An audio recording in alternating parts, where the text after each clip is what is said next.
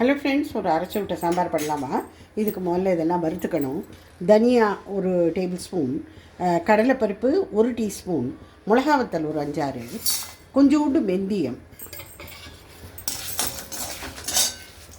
ஒரு 1/4 டீஸ்பூன் அரிசி, ஒரு 4 மிளகு, அவ்வளோதான். இப்போ இதை அரைச்சிடலாம். இதை ஒரு 2 ஸ்பூன் தேங்காயோடு அரைச்சிடுறோம். நான் இங்கே 1 ஸ்பூன் எண்ணெய் வச்சுருக்கேன்.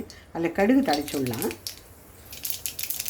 பெருங்காயம், கொஞ்சமாக சாம்பார் வெங்காயம்,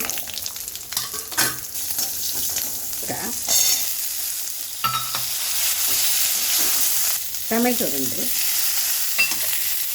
மஞ்சப்பொடி, கொஞ்சமாக உப்பு, கொஞ்சமாக ஜலத்தை விட்டு இதை மூடி வச்சிடணும்.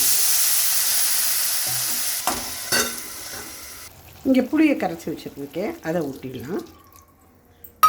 துவரம் பருப்பு வேக வச்சது, அது 1 கப்பு போட்டுக்கலாம்.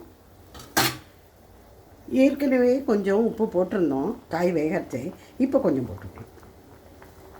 அரைச்சி வச்ச தேங்காய் மசாலாவை இதில் போட்டுவிட்டேன். இதை ஒரு கொதி வந்த உடனேயும் இறக்கிடலாம்.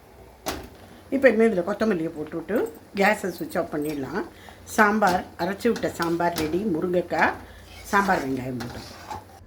இந்த சூடான சாதத்தில் நெய்யை விட்டுட்டு இந்த அரைச்சி விட்ட சாம்பார் ஊற்றிட்டோம்னா அவ்வளோ டேஸ்டியாக இருக்கும். ஒன்றும் பெருசாக அதுக்கு சைட் டிஷ்லாம் வேண்டாம். அதுக்கு